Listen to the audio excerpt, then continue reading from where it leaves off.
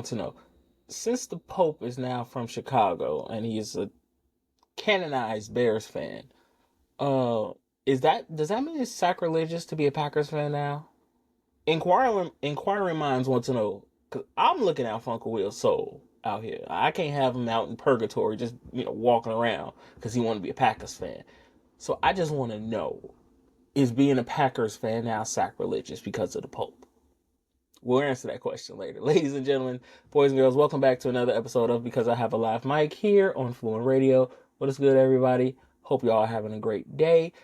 We got a lot to talk about. Trey Hendrickson's talks with the Bengals have fallen apart, so what's the best landing spot for him? We also going to talk about the impact that a lot of rookie quarterbacks are going to have this year and why one in particular, not named Cam Ward, has the best chance of starting in week one. We're also going to delve into some NBA news. Are the Pacers the team to beat in the East right now? And Giannis has said that he may or may not want out of Milwaukee. What's the best landing spot for him? I'll talk about that all today. But first, we do have to start off with this. I won't spend too much time on this topic just because it has been talked to death, but I did want to mention it. It is very big news. Dallas did trade for George Pickens from Pittsburgh. He's now a Dallas Cowboy. He teams up now with CeeDee Lamb and Dak Prescott, making that offense very much scary now, right? Like, it is extremely scary. But for what they got for him, it was a good haul. They traded a third and a conditional fifth for him. So for what they got, it is a very good haul. As far as where this goes, I don't know. NFL YoungBoy could snap off at any moment at this point, and now he is in one of the most volatile and combustible elements in the Dallas Cowboys locker room right now, right? With everything going on between Micah Parsons' contract, questions about Dak, questions about Jerry, the new offense, a new offensive coordinator, a new head coach, all of these things going on. To add George Pickens to that offense is a very big risk, but with an even bigger reward, because this may be the thing that gets them over the hump. So I'm more interested in seeing how George Pickens handles being in now the mecca of NFL, right? Because no matter what, like with Pittsburgh, you were able to kind of hide a little bit, right? Because a lot of the topics were going to be about Mike Tomlin and the quarterback situation. In Dallas, you are the topic. You are not going to be able to hide. So, like, all of his in the locker room and off the field decisions will be magnified because he is now a Dallas Cowboy. And while I fully believe he can handle it, I am more interested in seeing like how this goes when he doesn't, because this is a very volatile locker room, like I said right now, just mostly because of the media coverage and the media scrutiny they are going to get. And not only that, for it to be week one and you open against the defending champs, a divisional game let itself, this could blow up quick and fast, right? So we shall see how this goes. But as far as what this does for them on the field, this makes them a very scary offense.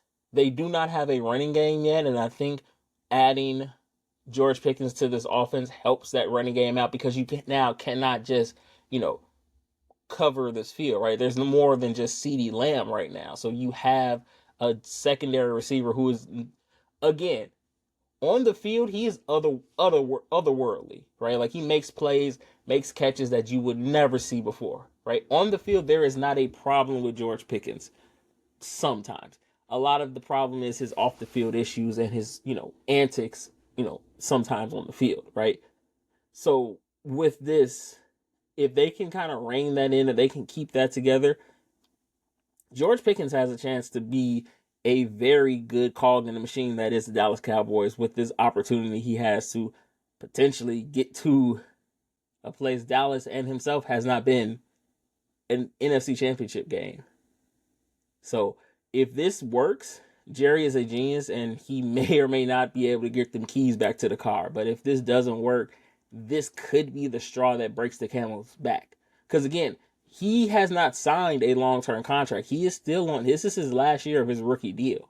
So this is basically a year rental to see if they want him later on. So as far as this goes, this is a big year for everybody. If George Pickens has a great year, he will be a Dallas Cowboy for a while. And mind you, 2023, when his quarterbacks were Kenny Pickett, Mitchell Trubisky, and Mason Rudolph, he still ended the year with 1,100 yards. Imagine having someone like CeeDee Lamb and Dak on the field together with that. This could be a potential, like I said, a game changer for Dallas. This could shake it up a little bit for them. But it all depends on how his attitude is, because at this point, that is the only thing that's truly holding him back from being a great receiver. Speaking of, because this is not shocking, and it's a little bit of the Roosters coming home to roost, so to speak, for Cincinnati, because contract talks between Trey Hendrickson and the Cincinnati Bengals have fallen apart, and essentially I think he's maybe done.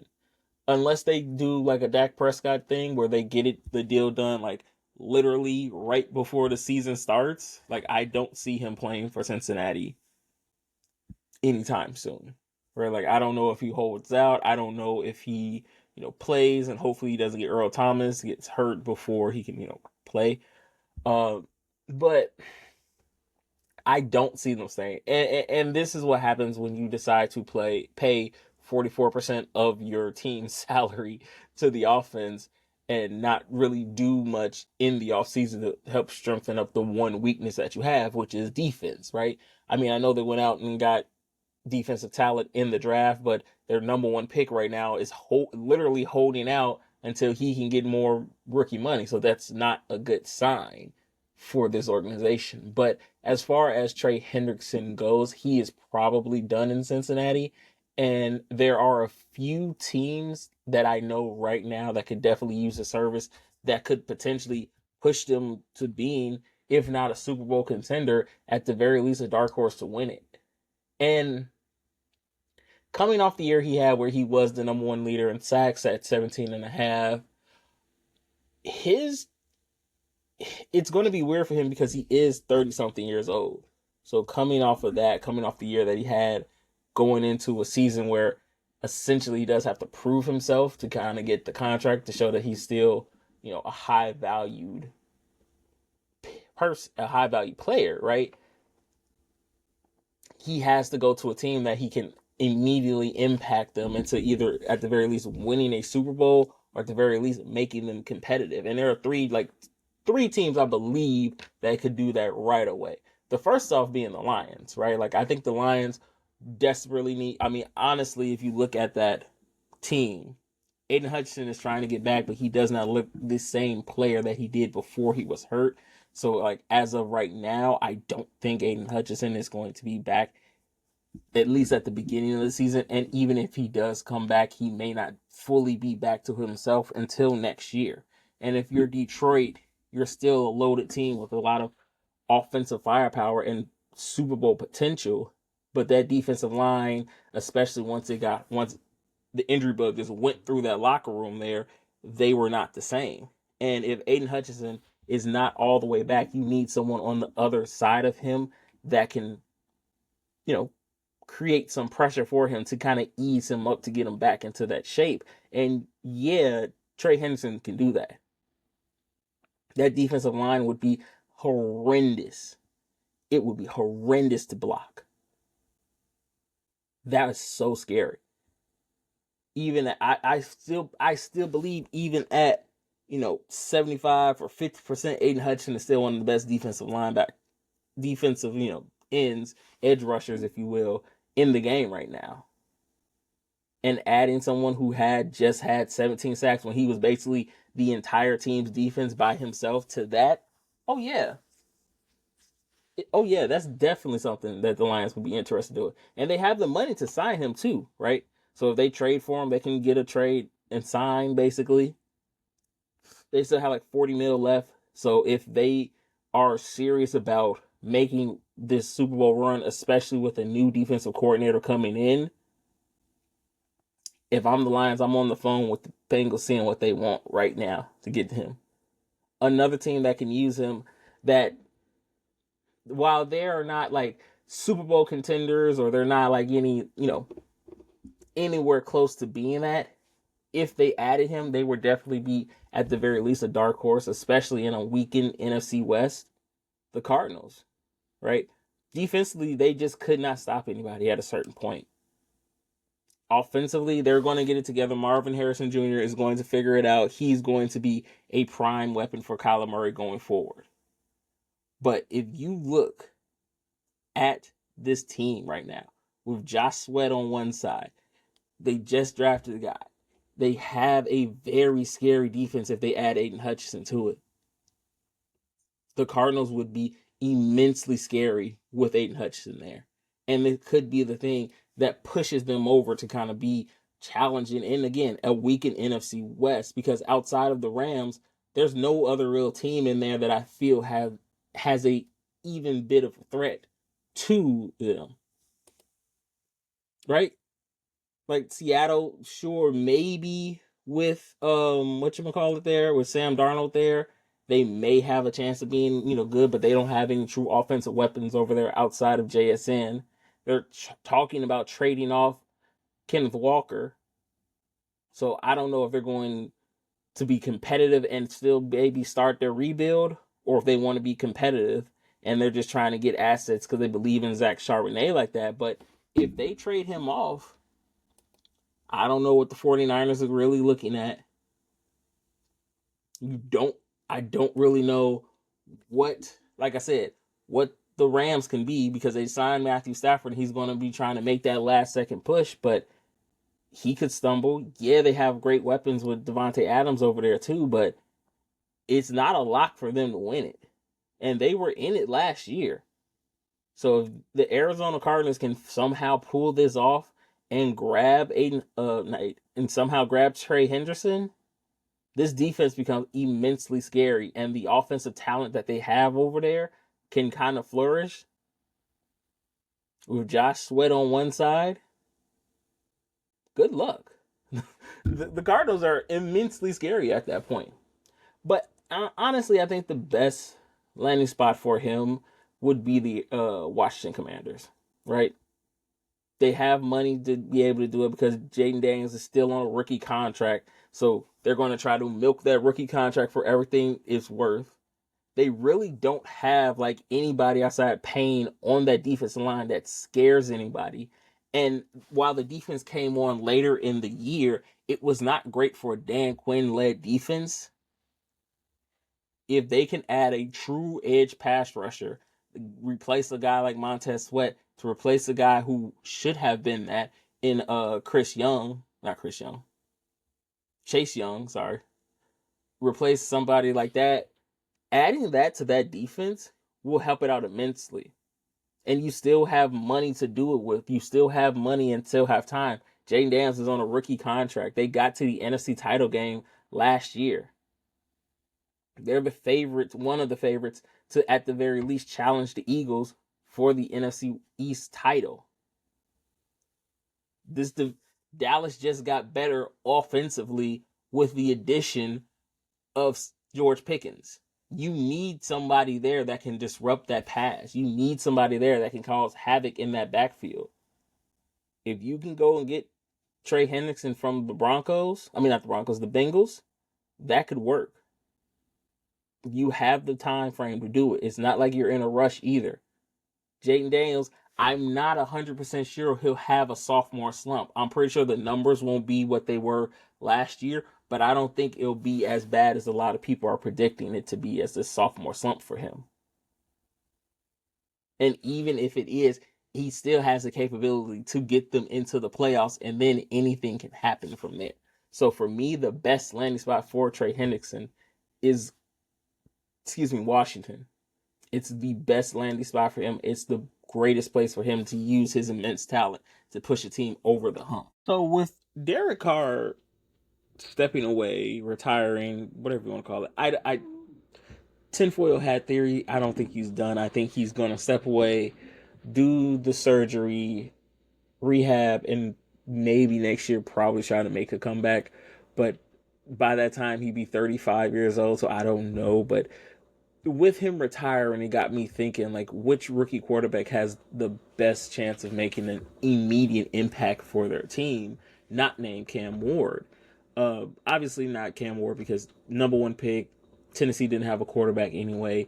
The team probably won't be relevant for, at the very least, another year or two, but I think he'll make an immediate impact and somewhat have maybe like a Jaden Daniels, maybe a Drake May, Bo Nix kind of start to his career, start off kind of hot, so to speak, and then, you know, eventually he can get going. Or he could have a Jaden Daniels level career where he starts off hot as in his rookie season. We don't know. It's a coin flip with we thought Washington was going to be another, at the very least, a 3-year project, but they're coming off an NFC Championship game appearance. So we never know with rookie quarterbacks. So we never know what can happen. So I'm keeping my options open.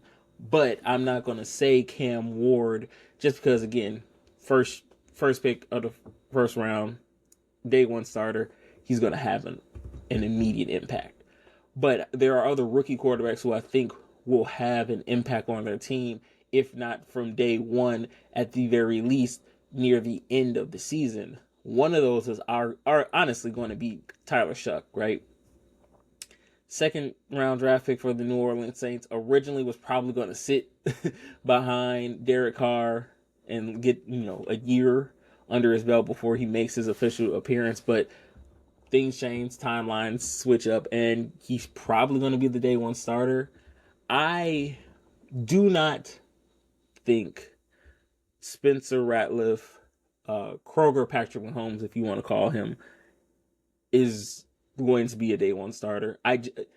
For the pure fact that you have a guy here who has played in meaningful NFL time, who has shown moments of excellence and brilliance, but at the same time, you have a second round pick versus going against someone you drafted later rounds last year, and you have to kind of give Tyler Shuck the keys to the kingdom and see where you want to go. Especially if you're Kellen Moore coming into the season, especially if you're the Saints organization, to where you are now kind of at a crossroads, right? Like, you can do one thing, which is go out, find a veteran quarterback who can kind of take this team and go forth in the NFC South, which again is a division that quietly may end up being the best division in football, right?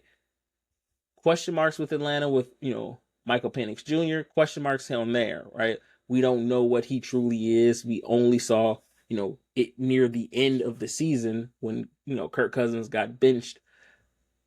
So we don't know what we have in him, but it could potentially be a very good quarterback in an offense that is starting to come together, right?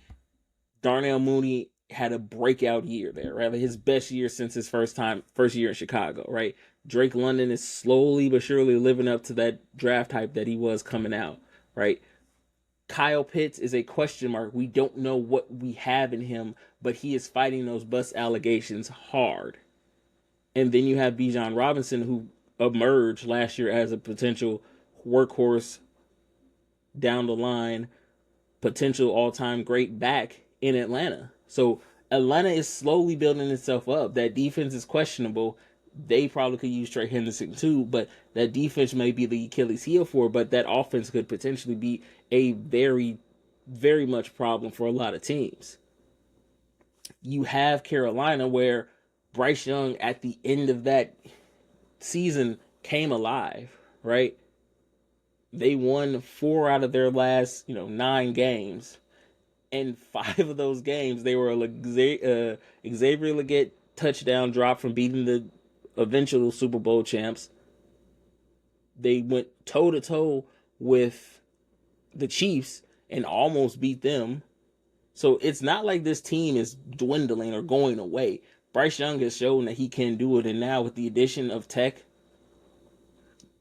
that offense is scary. They got better on defense. If Bryce Young can continue the steps he's taken, this could be a very hard team to beat. And you have Tampa Bay with a new offensive coordinator there since Liam Cohen left for Jacksonville, but they reloaded with weapons, right? They got the kid out of Ohio State. Mike Evans, old reliable, is back. Chris Godwin is going to be coming off of an injury, so he may not be 100% ready, but eventually he'll be there. And you got Jalen McCollum there as well.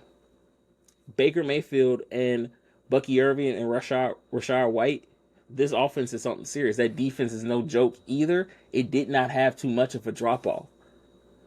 The NFC South could potentially be the toughest division in the football world. And if you're the Saints, do you want to take the path of, hey, we get Tyler Shuck, we'll see what we have in him. If he looks good enough, he could be our quarterback for the future. Or do we go out and get potentially an Aaron Rodgers, have him sit and observe Aaron for a year and try to compete to win a Super Bowl? I would take the path of least resistance and go with the young guy, see what you have in him there. Even if you can say it's not something that we see down the line, at the very least you set yourself up to go get a quarterback of the future. With Derek Carr retiring, you're out of cap hell at the very least.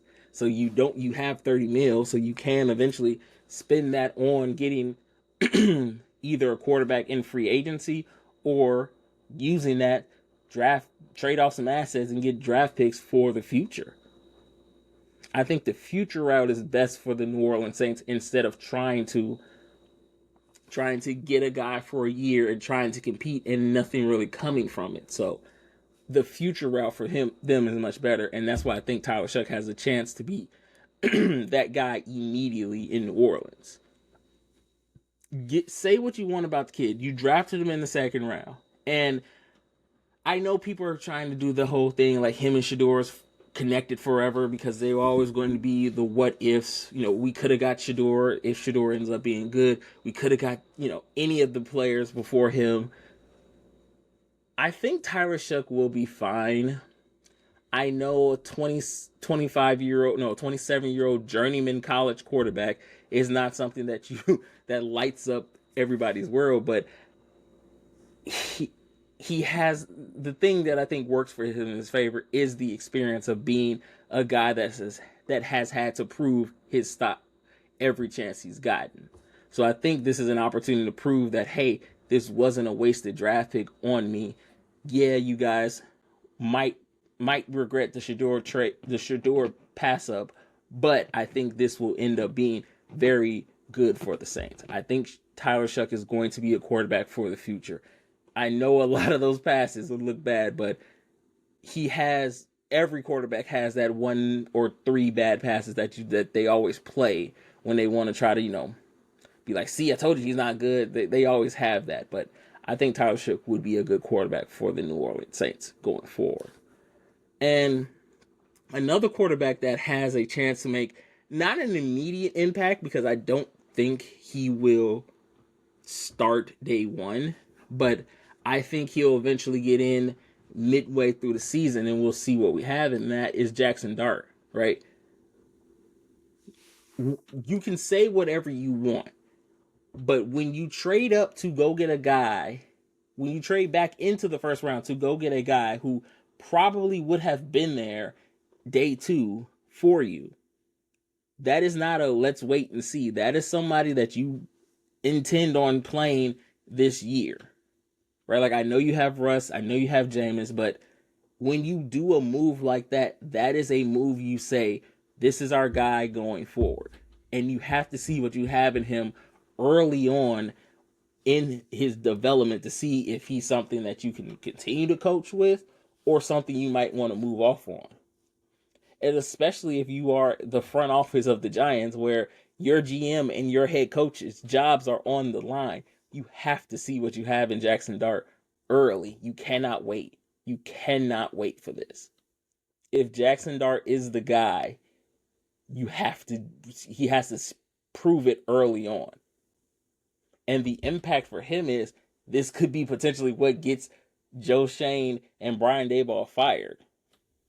Like, he can impact this going forward, and he kind of gets caught in that Bears loop of, that Bears loop of drafted quarterback high, coach GM gets fired, new coach GM comes in, drafts another quarterback. So I don't know what they have in Jackson Dart. I mean, it's not as if he is a bad player. Like, all of these guys are not like bad players, right? I just think they jumped the gun a little bit too soon. But even still, because the teams after them weren't going to get a quarterback, they waited until after to see what Pittsburgh did. So it's not like the teams below them were like quarterback desperate. So you could have waited until the second round and got him for a bargain.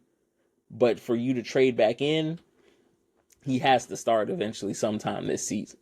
You cannot say we're going to hold off on Jackson Dart and see what we got next year. You cannot do that. He has to start sometime this season. I'm not saying he has to be a day one starter. If he beats out Russ and Jameis, cool, right? Cool. I'm not saying he has to start day one, but you never know.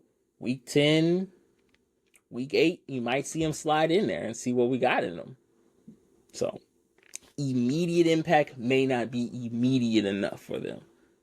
And then we have probably the most interesting quarterback combination, which is the Browns quarterback dilemma, right? On the surface level, this is not like a super thing, right? The Browns may or may not have the worst quarterback room in the NFL right now, but they also may have the worst quarterback room in the NFL right now. Only because you have Deshaun Watson, who's probably not going to play. He's probably done with football. He's probably done, right? You have Super Bowl champion Kenny Pickett. You have Joe Flacco. You have Dylan Gabriel, and you have Shedeur, right?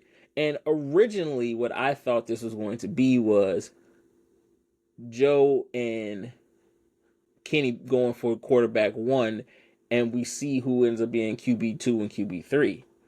But the way the media has presented this thing as it is basically who's going to start between the two rookies is kind of sad to see.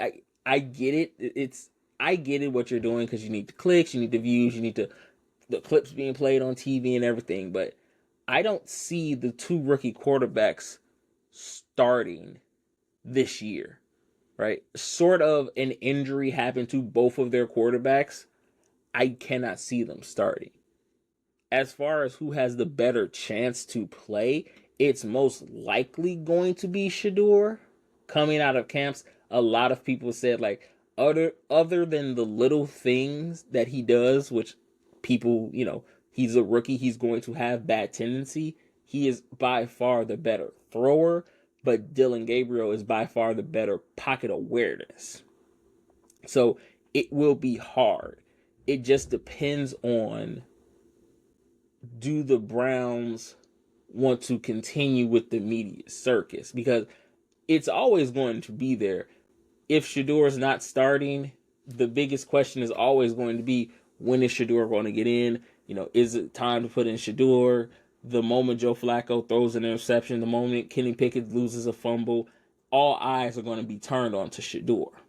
And again, for the media to try to be hyping this up as this quarterback controversy, this might be the first time in the NFL the QB3 spot is the most popularized thing going on, right? Like, everyone's caring about who's getting QB3, right? It is what it is. But if I had my choice, I would choose Dylan Gabriel because, again, for me, pocket awareness is very much important in the NFL, right? Stepping up and knowing that, hey, I have some time to get rid of it. Shedeur, one of his biggest flaws was he gets panicky in the pocket. So I think Dylan will have a faster impact than Shedeur, because barring injuries happening, I don't see Shedeur touching the field too much this year. And then a quarterback who I think is flying so quietly under the radar, he may end up, if he may have an impact next year or going forward, is Jalen Milroe for Seattle, right? Like, again, I've said this multiple times and I stand by what I say. I think Jalen Milroe has the potential to be the next Josh Allen in this league. I have no doubt in my mind. The athleticism is there. The big arm is there. He knows how to play in a pro-style offense. He knows how to play NFL ball now because, again, NFL ball is now, can the quarterback scramble to get plays when plays break down? Jalen Milroe has a lot of that. And while no, I don't think Sam Darnold is going to be the next great Seattle quarterback there. I don't think he's going to lead them too far in the playoffs. I can see if he gets hurt, a Jalen Milroe taking this team and being that kind of X factor that they need. Again, they don't really have too many offensive weapons outside of JSN. And once teams key in on that, if you don't have a quarterback that can move around in the pocket and kind of get you those extra yards, especially if they trade off Kenneth Walker, Jalen Milroe, we may see some packages with Jalen Milroe in there. We may see a few wildcat quarterback plays with him in there. And if he can wow the team enough, he could definitely be a starting quarterback. But the problem I think with Jalen Milroe is going to be is, can he has a strong arm, but can he be accurate, right? Can he be accurate in those, 6 yards plus throws, right? Because again, big throws, he got it. Little, dump offs, he got that. Running with the ball, he's got that. But the quarterback needs to be accurate in that 6+ range before he can go anywhere. So I definitely want to see how that impacts him going forward. But again, I do think Jalen Milroe is quietly going to have... No, I can't say that. I think, honestly, quietly is kept... Cam Ward is obviously going to probably be the rookie of the year. But like I said, at the very least, I think Tyler Shuck will have the most immediate impact for his team. With no Derek Carr there, the Saints semi in a rebuild mode. Kellen Moore there, he can get the best out of any quarterback he's played with, right? He's the quarterback whisperer. He can get, again, he just made Jalen Hurts a Super Bowl champion.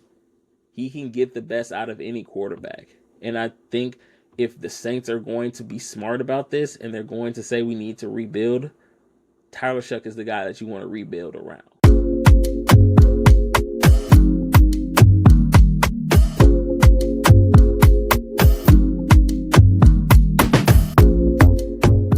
The stars at night are big and bright, deep in the heart of Texas.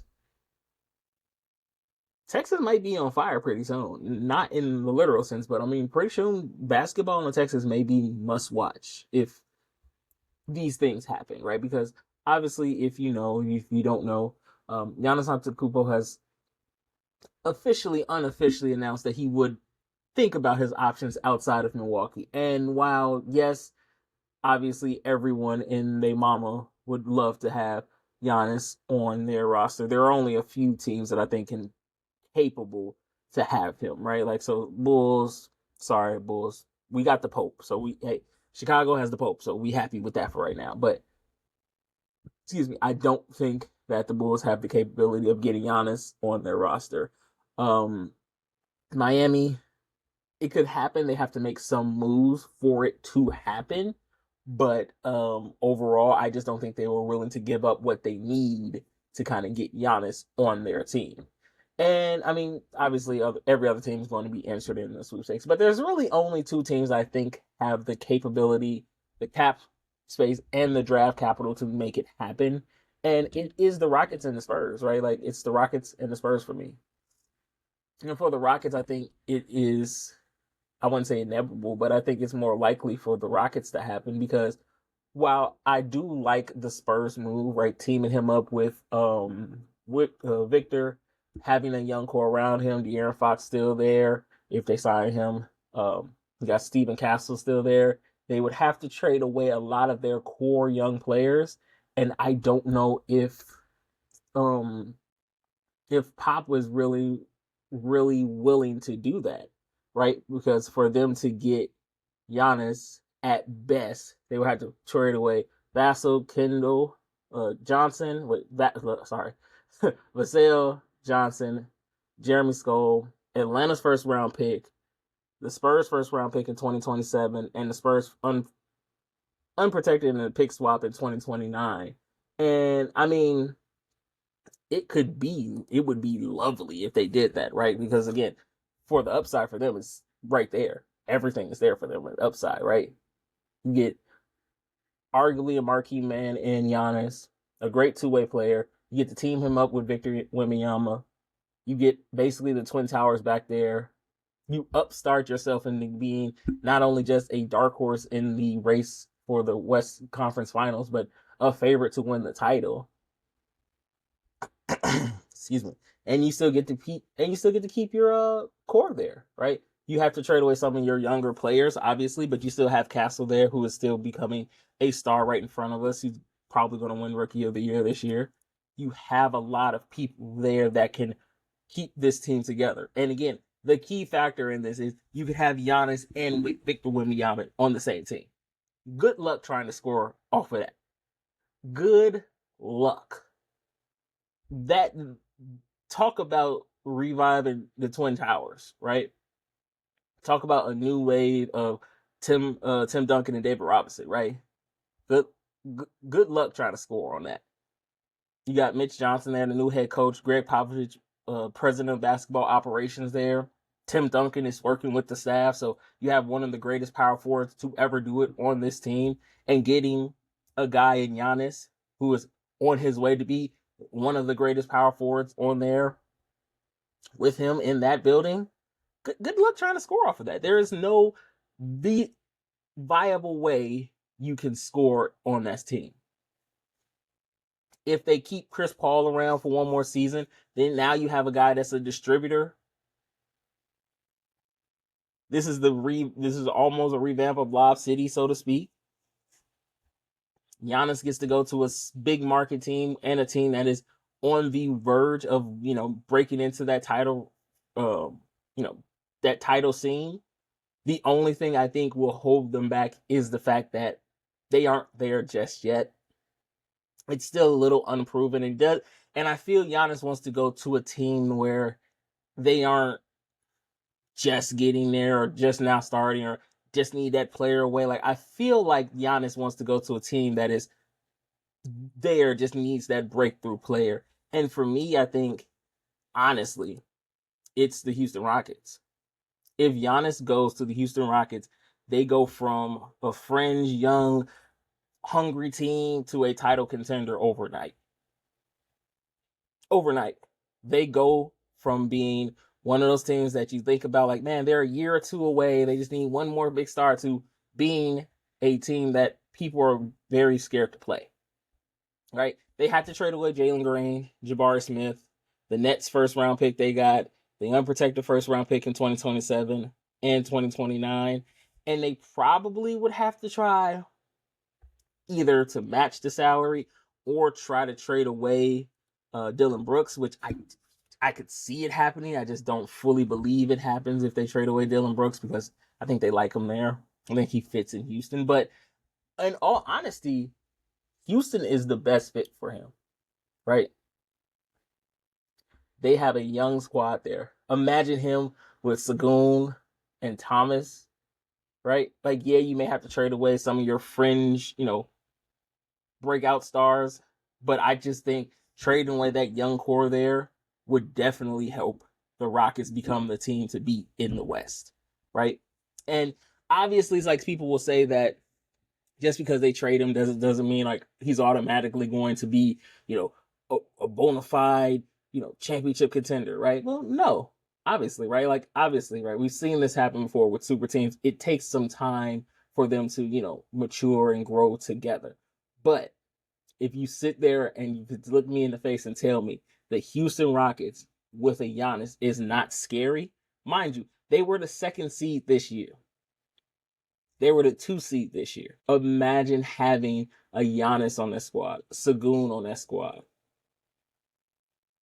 Nduku making up great defensive plays, having a great two-way superstar there. You shore up that defense. You get a bona fide star there who knows how to handle himself in big pressure situations. You get a champion, a 2-time MVP there to go with this young squad. Tell me that's not a mixture for a title contender. It speeds up their timeline.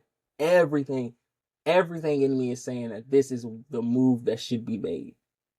And it benefits Milwaukee too, because Milwaukee now gets to have they get first round picks. Because mind you, they don't have a first round pick until about 2026, 2028, depending on what the Pelicans do, because they have the right to swap it. So we don't know fully yet, right?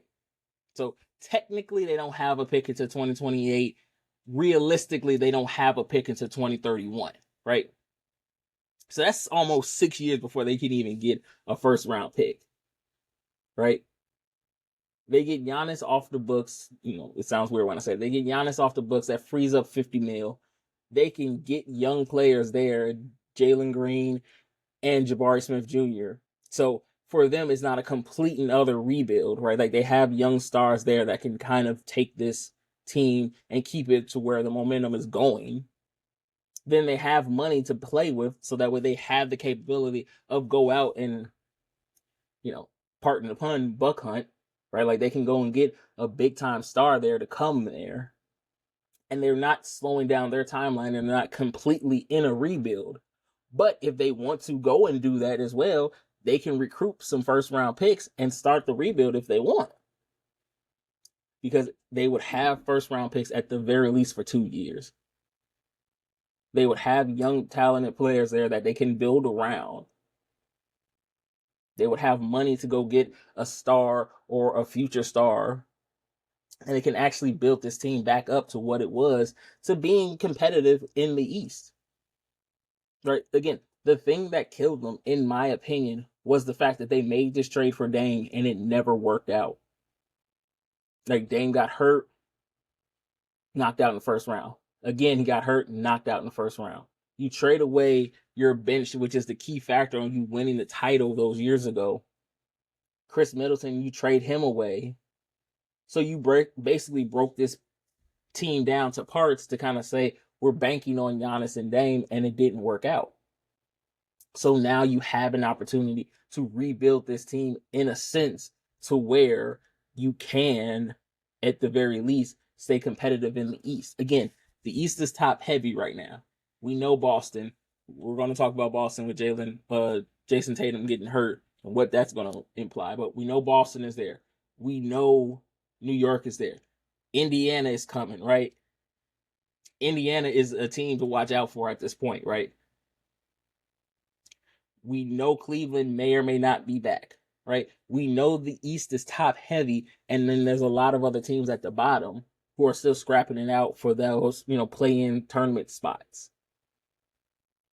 If you're the Bucks, you have to very least stay competitive. You have to very least know that you're still going to be fighting for a playoff spot. And again, it resets the clock. So that way you're not sitting up here being like, well, we got to try to win the title this year. Like, no, your clock is reset because you have young players. Or even better, your clock is reset because you know it's going to be a rebuild. So now it's not so much pressure on you and the front office. So that way you guys can take the time to build it up like a Detroit. So you guys have the time and space to do that with the money that you will save by trading Giannis. And again, I just think it's mutually time, right? Giannis doesn't look like the same Giannis when he won the title, right? He doesn't look energized. He doesn't look like he wants to be there. So I can't blame him for wanting to be out. I can't blame him for wanting to go to a team that has the capability of winning. Right? If you guys are going to restart this thing, cool. Just let me know so I can make the decision for myself and my family to know where we go. And it also didn't help that he said he wanted to go to a place that has no state tax. And surprise, surprise, Dallas is one of the states that have no state tax. So it wouldn't be shocking to me if he goes to a team in Dallas. Probably not going to be Dallas, but, Dallas has already got themselves set up marvelously, right? And I'll say this. I'll say this. Shout out to Nico Harrison. See, y'all doubted him. Y'all doubted his master plan. Y'all called him crazy for trading Luka. He knew what he was doing. He knew AD was going to get hurt, and he knew that they were going to lose some games, barely get into the play-in, and they knew that it was going to come down to a coin flip between him and Chicago. And he knew it. In his heart, he knew that he was going to win the first round pick in the NBA draft and get Cooper Flag. Nico Harrison is a genius. Y'all doubted him. I'm just joking. No, nobody doubted. Nobody really thought he was going to do that. But no, Dallas got the first round pick. Obviously, it's going to be Cooper Flag. People are going to be throwing everything at him to see if they want to trade for it. But I don't think Dallas will trade for the first round pick.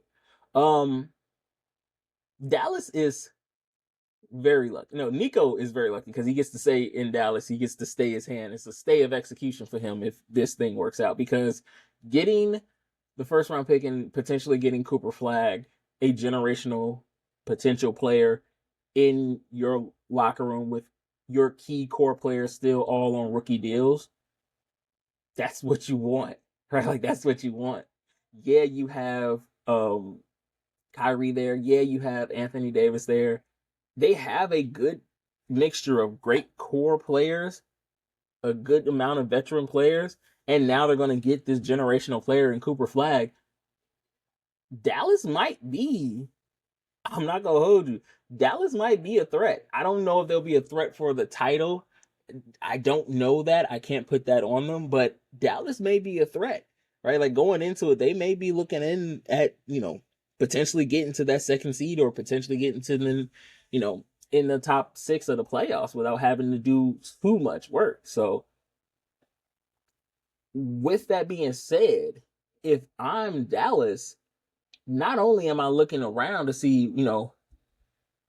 with Cooper Flag there, you save a little money. Maybe you go try to find another, maybe not a superstar, but a good role player there that can complete this team and make this little run now, right? You got everybody under contract for their rookie deals. You got everybody signed up. Anthony Davis is locked in. Maybe you see if Kyrie wants to come back and play, because I know he's coming off the Achilles, not the Achilles, the ACL. You will see if Kyrie wants to come back. But if Kyrie doesn't come back, you can go and get, maybe a Fred, right? You can go and get somebody there, fill that void, and then have a team that for at least 2 to 3 years can be a potential threat for them. I don't know how far this team will go, but with Cooper Flag there, you have a generational player that you don't have to worry about, right? And by all accounts, he's not going to be he's not going to be too much of a drama issue for you guys, right? And you don't have to worry about the excuses that y'all did with Luke and say, like, he didn't work out or he was getting too fat and lazy and all he wanted to do is smoke hookah and drink beer. So you don't have to worry about that. But getting Cooper Flag will save the Dallas Mavericks franchise. And it will save Nico Harrison's job for the time being. This is a part of the show that I hate because we got to talk about an injury, especially in the second round of the playoffs, especially on a top seeded team. Yeah. So we all saw Jayson Tatum go down with a non-contact injury, and the worst was confirmed. He does have a ruptured Achilles, and that sucks, man. Because I know they were down in the series, but even in the game, they were, eventually would lose. He was doing great. He had like 42 points. And this sucks because potentially Boston will end up losing the series without him. I don't think they have enough without Jayson Tatum to do it, because I don't believe in Jaylen Brown. Kristoff will probably have to step up, and the rest of them as well. I think they can at least stretch it out, maybe get it back to Boston. I mean, not back to Boston. Let me at least stretch it out and get it back to New York. But I don't see them winning without Jayson Tatum. And this is going to suck because Jayson Tatum going down like that, a ruptured Achilles changes the trajectory of your progression in the league, because quiet as it kept, he was on his way to being, an all-time great Celtic and, in the top 75 players eventually, right? Um, Top seeded team, yeah, they were down, but they were potentially could have won that game if he didn't go down. And this changes because he's going to have to miss probably a significant amount of time next season and probably won't be back to full strength until later on in the season after that. And for Boston, especially the year coming up where they have to make a decision about what they're going to do with some of their key players on this squad, right? Especially with being Kristoff and it being, they have to pay somebody, right? And it's going to be hard for them because this type of injury changes a lot for a player, right? Like we saw it with Derrick Rose, right? He goes down with it, ACL, and then he has the Achilles injury, and he was never really the same. We look at somebody like a Dame who, once you get that type of injury, it's very common for you to get it again, and especially for Jayson Tatum, who relies very much on his athleticism, you become a little tentative, especially those first few times coming back. And it for him to trust himself fully again is going to take him a while.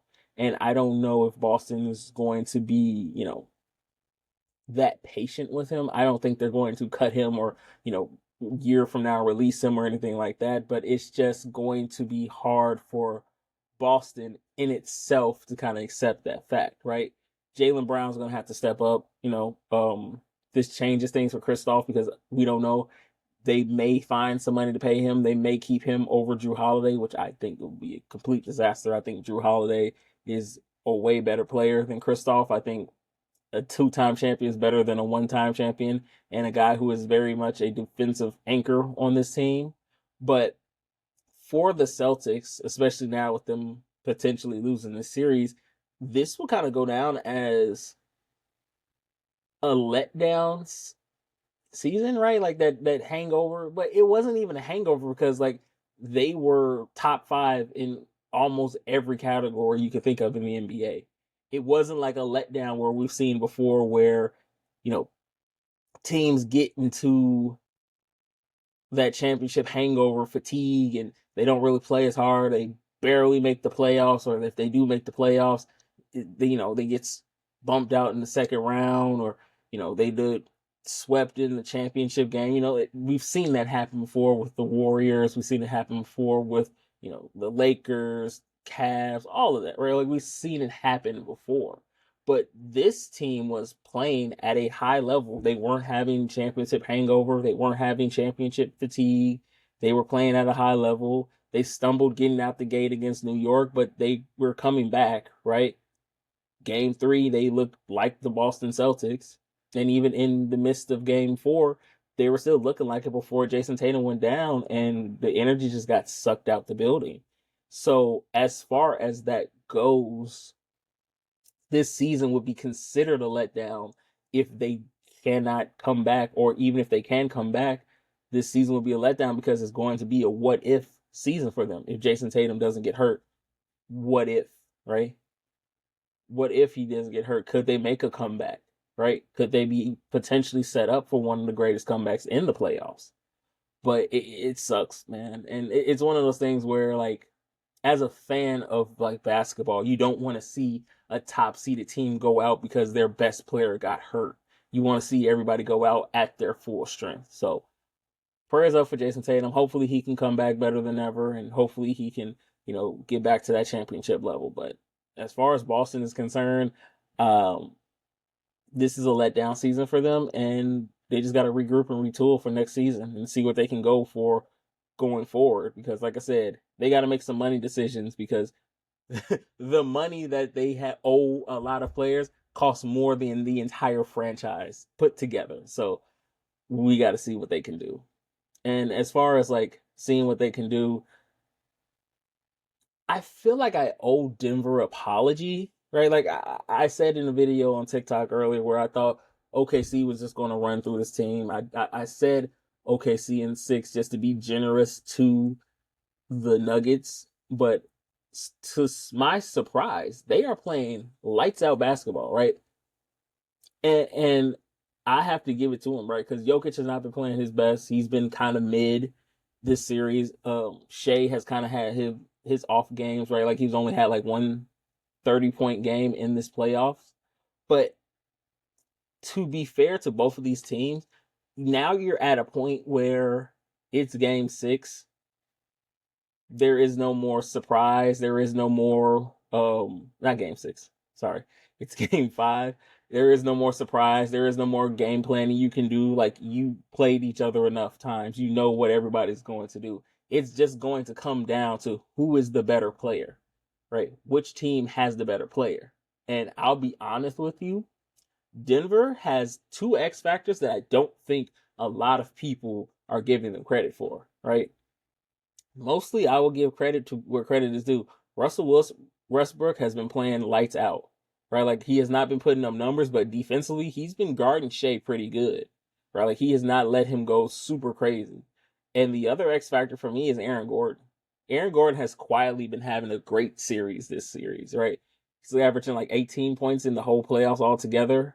I think he's averaging like 15 and 5 in this playoff series. So like Aaron Gordon has been the X factor for this team, and I don't think it is so quietly anymore, right? Because I went through, and each game he has scored 20 in, they have won, right? Like every game he has scored 20 or more points in, they have won.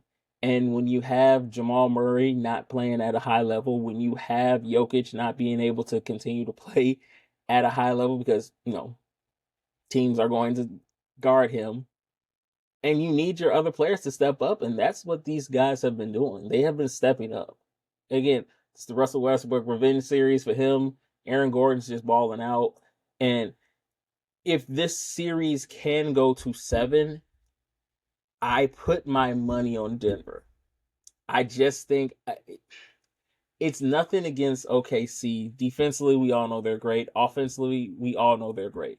But the problem is if Shea is not having a great night, who are the other people that can step up for him, right? Like, and we've seen it where their bench has come alive, right? The bench outscored, I think Denver bench like 32-2. Like Alex Caruso dropped a 20-pointer like it wasn't nothing. But is it consistent enough? And that's the problem is I trust Denver's bench a little bit more than I do trust OKC's bench. And y'all can disagree if you want, but to me, I just trust them a whole way lot more. Setting aside the Jayson Tatum injury, with Boston potentially being out, that raises the question of who's the team to beat in the East right now, right? With Cleveland being out, Indiana is now, in the championship round for the East. Between them and potentially New York, a rematch from last year's second round playoff matchup, who's the team to beat? And I got to give it to Indiana. I think Indiana in the East is the team to beat right now, right? They look like they are hitting all the cylinders right now. They are gelling at the right time. Everyone is clicking at the right time, is what I'm trying to say, right? And this series especially showed me that it's just not Tyrese Halliburton, right? It's everybody. This is the most complete team in the playoffs right now, right? Like, if Tyrese is not going, you still got Siakam, right? Siakam's not there. Naismith, Batum, all of them are going. Their bench can get it going as well. Obi Toppin can drop 20 every now and then off the bench. Defensively, they are pretty much great, right? They run an offense that you really cannot prepare for. So, like, off the top of my head, Indiana may be the team to beat in the East. And I might even take it a step further. If Indiana can get to the finals, that would be an interesting matchup, because if it comes down to Minnesota versus OKC or Denver, I mean, I would love to see a rematch of last year's Western Conference finals. Well, not Western Conference second round. There's a lot of second round rematches potentially there, right? Like, there's a lot of second round rematches. But I would love to see a rematch between Ant and Joker. Again, Anthony Edwards is on his legend killer run right now. I would love to see potentially that happening. And I'll be honest with you, I would love to see a Minnesota versus Indiana playoff series, right? Like just thinking about that, two young teams up and coming. You have Anthony Edwards on the stride to becoming the face of the league. You have Tyrese Halliburton setting himself up as potentially a top 5 point guard in the league right now. You have Julius Randle fighting off all the allegations that he disappears anytime they make a deep run into the playoffs. You have the Minnesota Timberwolves, who made the trade for Cat. A lot of people, myself included, thought that they weren't going to get to, at the very least, the second round, to let alone get to the finals. You have the Indiana Pacers trying to establish themselves as a dominant powerhouse in the East. There's a lot of dynamics going, and there's two young upstart teams, two mid to not so great markets, right? This is what the finals kind of need, right? Like this is what basketball needs. Everybody was bitching and moaning about how basketball has become too formulaic now, and it's always the same teams over and over again. Well, this is what we need, right? This is exactly what we need. So my hope is that it's Indiana versus Minnesota in the finals. And before I go, I do want to talk about this because I did talk about Dallas getting the first round pick, and I've seen a lot of people sit up here and say like the NBA is rigged and we should have saw this coming. Tinfoil hat on, obviously, it's a draft lottery. It's no way, shape, or form it's not rigged, right? Like clearly it is rigged. But at the same time, again, as someone who is a wrestling fan, watching sports entertainment is not that shocking. But if you really do think that they knew that they were going to be able to give Dallas the first round pick after trading Luka, they knew Kyrie Irving was going to go down. Again, if you think Kyrie Irving is going to help out the league by going down and getting injured so that way Dallas can get to the first round pick, you're a little bit too far out there. But to sit here and say that it is rigged, it is not super rigged, right? I knew it was rigged when Derrick Rose came to the Bulls, when LeBron James ended up getting drafted to Cleveland, right? I knew it was rigged then, but y'all just not catching up. But I don't think it was rigged for Dallas to get him, because if it was rigged, to me, it would have obviously been like, people say like you can't make it seem too fake, like you got to make it seem like it was the Lakers, but like no, they weren't going to do the Lakers. That's obviously too much. But rigged, I don't think so. I think they needed to get Dallas a star. They want to push that big market. They have. I'll say this, and this is why I do think it was not too terribly rigged, but I do think it is a little bit rigged because of the fact that they don't want to lose Dallas in that market. And again, the people who own Dallas were threatening to move that team from Dallas to Vegas just so they can get a casino built. Now it is super hard for them to do that with them having potentially Cooper Flag there, a generational talent there. They can't just, up and move with that, right? Like the NBA won't allow it. So like when people are saying like it's rigged because they just wanted to give Dallas another star, like no, they wanted to make sure Dallas stayed in Dallas. The Mavericks stayed in Dallas and didn't move to Vegas, because the people who are owning it, the Adelson family, they're trying their hardest to get a casino there, and now at the very least they can't do that without having a legitimate reason for them to leave. Now they don't. With Cooper Flag there, they do not have a legitimate reason for them to up and leave. So, is it rigged? Probably. But is it rigged for a good reason? Most definitely. Well, ladies and gentlemen, that is my time. Shout out to Fluent Radio for putting me on. Shout out to y'all for listening. Until next time, I got 2 fingers for you. Deuces. Because I Have a Live Mic was proudly presented to you by Fluent Radio, where all things are fluent. Please like, share, and subscribe. All right, 2 fingers. Deuces.